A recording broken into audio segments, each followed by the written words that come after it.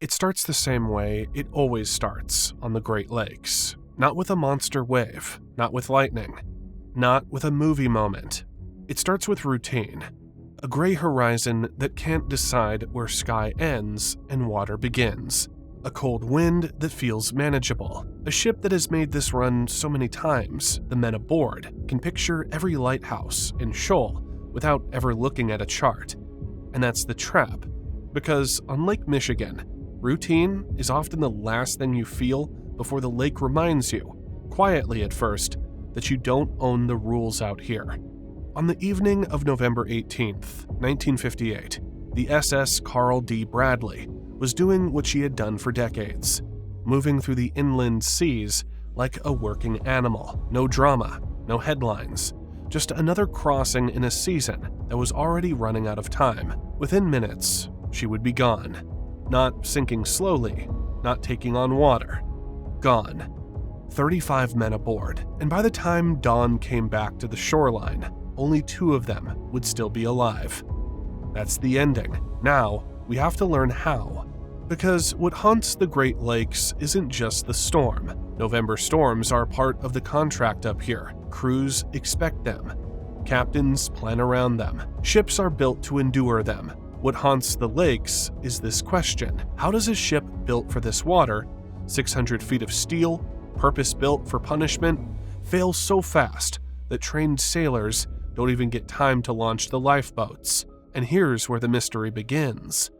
When the Coast Guard investigated the loss, the lake gave them one story, the ship's past gave them another, and the wreck itself would take nearly 40 years to tell the truth. Because for decades, the official view was simple: a violent storm, a tragic loss, an act of God. But the men who survived said something different. They said they watched the ship break apart at the surface. They said the lights went out in sections. They said the hull bent like a spine under a sudden impossible load. They said the Bradley didn't just die, she snapped.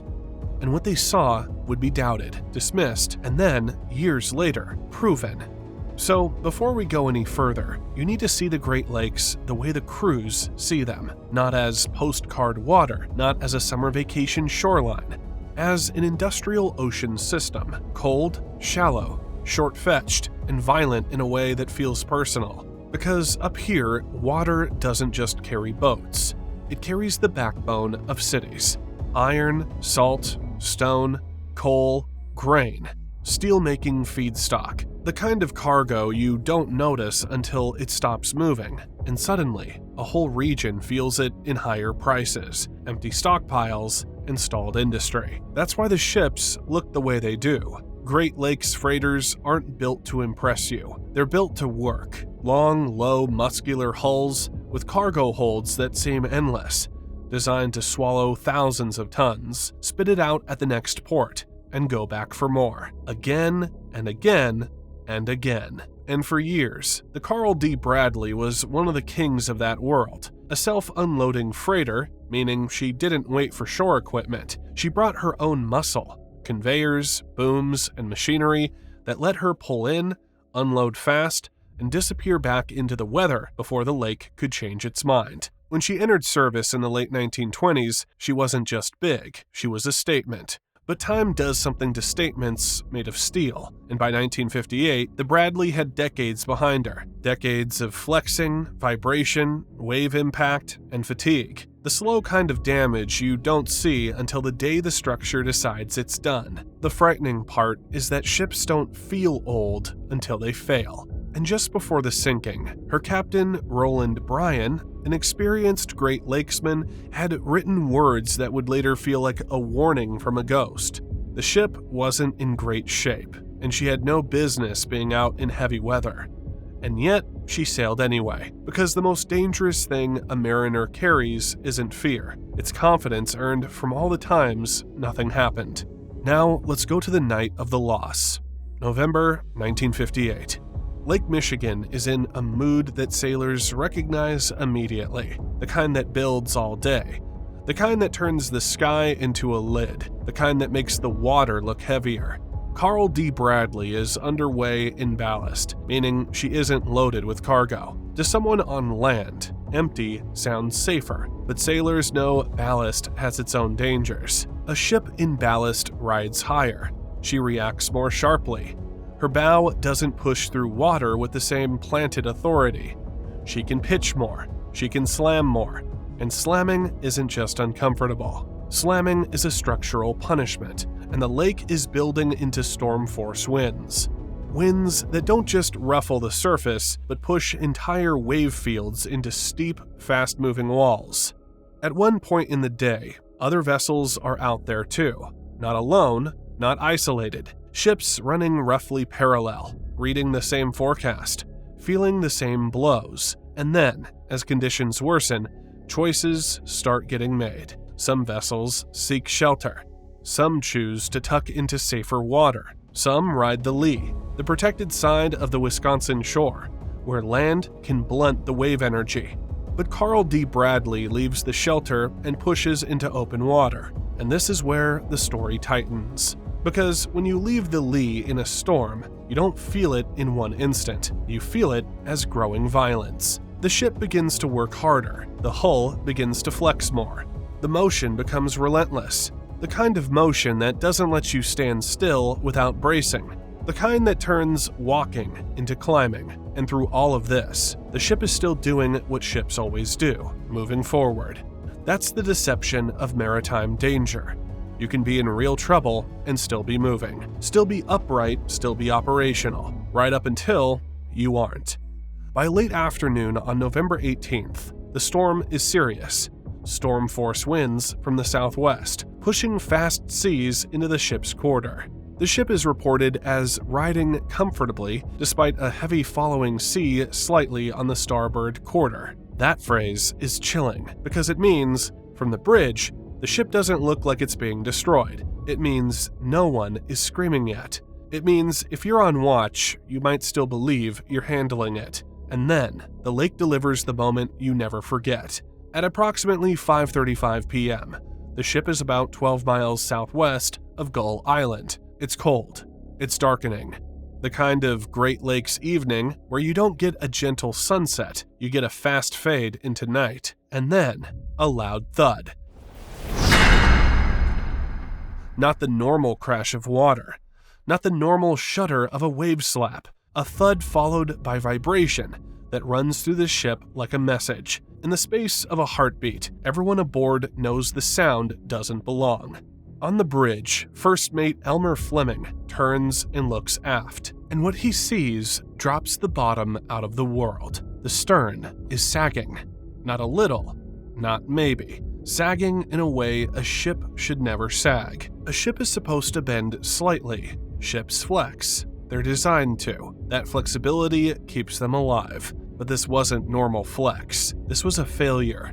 Captain Brian reacts instantly. Orders for engines to stop. Alarms sounded. The command every sailor hears in nightmares. Abandon ship.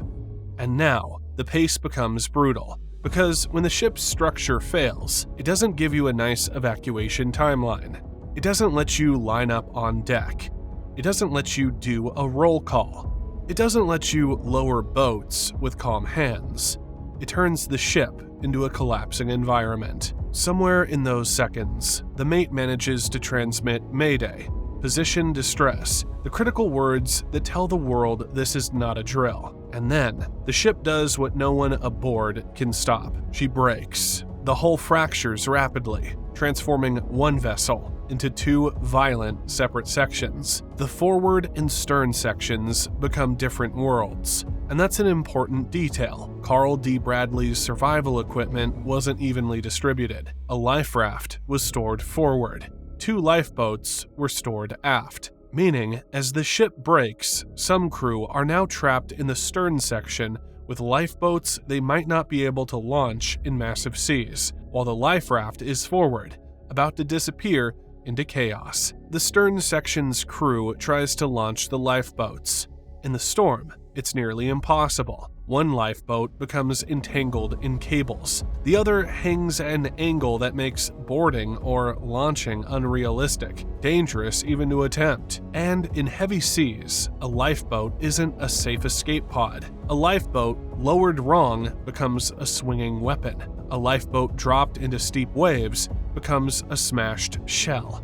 A lifeboat you can't board becomes a dangling promise. You watch as the ship goes down. Meanwhile, the bow section is losing the fight. As it sinks, the life raft is thrown clear, tossed into the lake like a piece of debris. That's how desperate the timeline is. The raft isn't launched properly. It's ejected by disaster, and somehow, 4 men reach it, not by procedure, by raw survival. They get into the raft in darkness, in storm seas, in freezing spray, while the ship is coming apart behind them.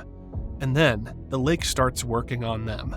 Because getting into a raft isn't the end on Lake Michigan in November. It's the beginning of the next fight. The raft is open, small, exposed. The waves are massive enough to throw grown men out of them. Again and again. Imagine the rhythm. A wave lifts the raft, flips it, and spills bodies. Men swim back, claw back in, already exhausted. The wind steals heat.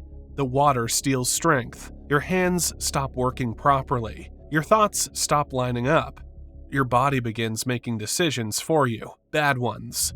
In that raft, 4 men become 2. Not because the raft failed, because the lake is a machine designed to drain the human body of everything it needs to survive. And all of this entire collapse, happens fast enough that the ship doesn't just sink, she disappears. There are witnesses. A German cargo vessel, Christian Sartori, is in the area. Through binoculars, the crew watches something that looks unreal. The lights are going out on the forepart while the aft remains lit. Then the aft lights go out too, leaving only a barely visible silhouette. Then an explosion, a column of flame, red, yellow, white, shooting upward as debris is thrown into the air. They conclude the ship has exploded. They turn immediately to help, but the storm is so fierce that it takes them an hour and a half to travel about 4 miles. That's not a navigation problem. That's Lake Michigan making distance feel impossible. And while Christian Sartori fights toward the site, a cruel near miss happens. The 2 survivors in the raft, Fleming and Mays, fire 2 of the 3 signal flares stored in the raft. They try to get seen. They try to turn their existence into light. But when Christian Sartori passes within about 100 yards, the last flare is too wet to ignite. So close, they can see the ship. So close, they can hear it, and still unseen. If you want to understand why sailors fear the Great Lakes, that's the image. A rescue ship passing in the darkness, within football field distance, while you scream into the wind and spray that swallows sound. And the lake just keeps moving. Now, on land, the system begins to wake up. The Mayday call is picked up by Coast Guard stations, by amateur radio operators, and by commercial radio. That matters because it tells you how desperate this was. The distress doesn't just go into one channel. It spreads like wildfire, and the response begins immediately. But the response on the Great Lakes isn't simply go. It's can you survive the lake long enough to arrive? A life-saving station deploys a 36-foot boat within minutes, and then the reality hits. The storm is too violent to steer, too violent to make headway. The boat is forced to seek shelter. That detail is important, because it reveals something the public doesn't always understand. Sometimes, the lake is so bad that even the rescuers can't reach you. It's not that they don't want to, it's that the lake will take them too. So bigger assets push out. The Coast Guard cutter Sundew gets underway from Charlevoix and battles into open water. The seas are pounding. The wind is unrelenting, and the mission is simple: find whatever is left. The cutter arrives in the search area around 10:40 p.m., about 5 hours after the ship sank, and another Coast Guard cutter, Hollyhock, pushes out from Sturgeon Bay, Wisconsin. The skipper describes her visit as a visit to hell. That's not poetic exaggeration. That's a professional describing how bad Lake Michigan was that night. While the cutters fight the storm, something else is happening on shore that you don't see in official reports, but you feel in your gut. Families begin driving to Charlevoix because they've heard the call, they've heard the rumor, they know what a Mayday means. and in the darkness, they lined the beach with their car headlights pointed out toward the lake. Headlights as prayers, headlights as hope, headlights as if light alone might guide their men back. In daylight, commercial vessels join the search. Aircraft search when the weather allows. And then at 8:37 a.m. on November 19th, about 15 hours after the sinking, Sundew locates the forward life raft. 17 miles from the disaster site, 15 hours in storm seas. Think about what that does to a human body. 2 men are alive on that raft. First mate Elmer Fleming, 43. Deck watchman Frank Mays, 26. They're pulled aboard, wrapped, warmed slowly, kept alive. Another crew member, Gary Sturzelecki, is found alive as well, but he dies not long after rescue. In total, the ship carried 35 crew members. 33 perish. Bodies are recovered, 17 that day, many wearing life jackets. Some life jackets are found laced up, suggesting they slipped off while worn. It's one of those haunting details that sounds minor until you realize what it means. Men did what they were supposed to do, and still, the lake took them.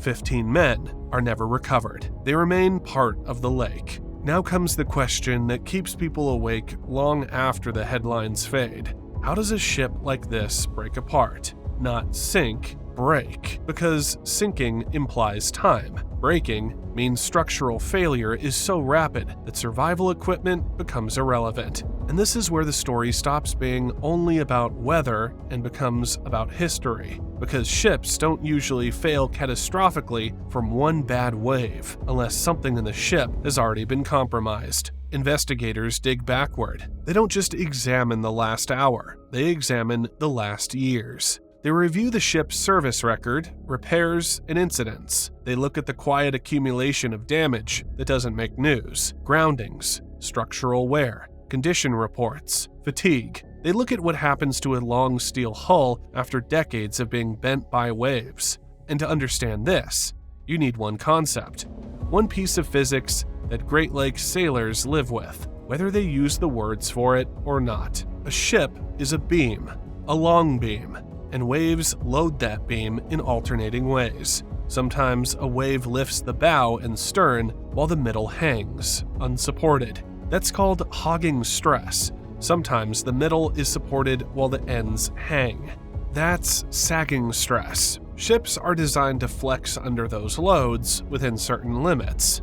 But if the structure has a weakness, an undetected defect, fatigue cracks, deterioration, then the wave cycle becomes a hammer, striking the same spot again and again until it finally breaks through. And November storms on Lake Michigan create exactly the kind of rapid, steep wave patterns that can punish a long hull with relentless bending cycles. The Marine Board investigation ultimately points to the ship breaking due to excessive hogging stresses, essentially the lake bending the ship beyond its capacity. But even within the Coast Guard's own leadership, the conclusion isn't perfectly settled. There is debate. There are disagreements about whether it was pure wave-induced stress or whether a deeper, undetected structural weakness is what really did it. Something already present, something hidden, something waiting. And that debate matters because it reflects the central lesson. The weather is rarely the whole story.